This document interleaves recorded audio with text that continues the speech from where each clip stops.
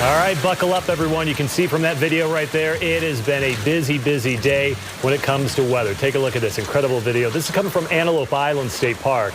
Strong winds there, rain, hail. It hit extremely hard within just the last hour. And this a possible tornado in Riverdale. Kevin is joining us now. We start with you. This last hour has been wild for northern parts of Utah, but really the entire state really getting hit today. That's right. This storm started last evening with a strong cold front that blasted through Utah. It dropped 1, 2, even 3 inches of rain across parts of northern and over into the Uinta Basin. We had flooding conditions in Roosevelt and Price. This is coming in from Mitch McGarry up in Riverdale. This was a funnel cloud to begin with, but it actually did touch down. You can see some of the debris being picked up from the ground. It's an EF0 tornado, which is the weakest category, minor debris, but we saw power lines and transformers ripped apart. Power is out to almost 20,000 people across the Wasatch Front. So these are big, big time storm cells, and as they come through, they can do some damage. The good news is these were fast-moving storms, so they're already progressing east. Matt Rowley and Ogden taking this. Here was that funnel. Now, it's hard to know, are these different funnels, or is this the same funnel taken from a different perspective? We believe it's the same funnel, but this is actually taken at the Ogden Airport, and you can see when those clouds start to swirl like that, that's a scary thing, and accompanied by, you ready for this? Reports of 101-mile-an-hour wind gusts on top of Ogden Peak. South Ogden had a gust to 81 miles an hour.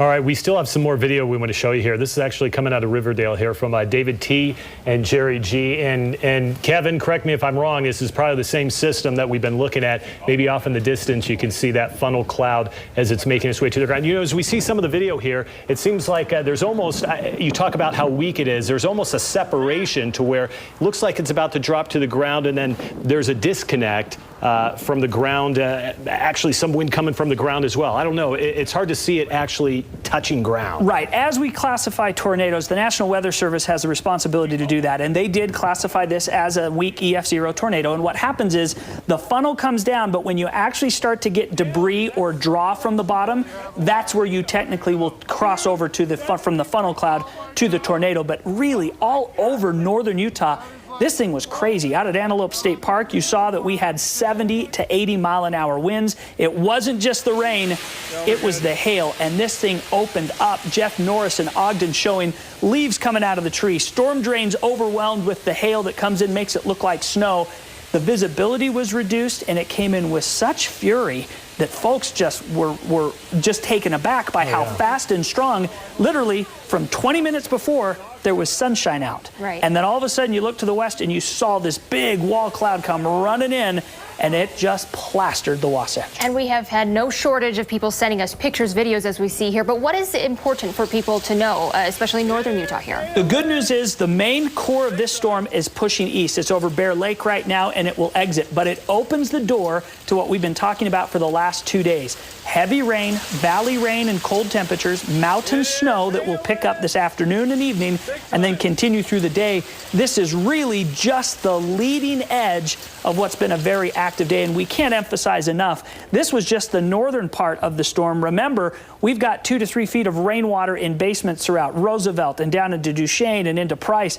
It's been a severe weather day all around Utah. I want to go and show you some viewer pictures that came in just to give you an idea. Big trees coming down Brandy Sanders in Layton. We also have a shot that shows you what was as the storm came in, we had blue skies on one side, and then we had all of a sudden just crazy storms on the other. Let's go to Vortex and show you what we're talking about. This was the line as it blasted through. You can see the cluster of lightning, which is now north of Ogden, working its way up into southern Idaho. But as we zoom in, you can see how it was fine for a little while, but in the 3:30 to 3:40 hour, that cell went right through Riverdale, Ogden, North Ogden, and that is what spawned off that weak tornado, along with the funnel cloud reports that we had.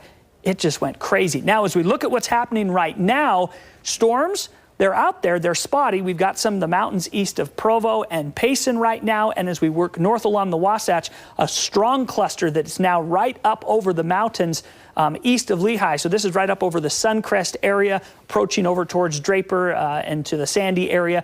And things have cleared out for the most part storm-wise in Davis County, but we linger to have some storminess up through Richmond and Plymouth, up into Preston and Malad, where they're seeing now that main core that went through the Wasatch Front earlier in the afternoon. afternoon.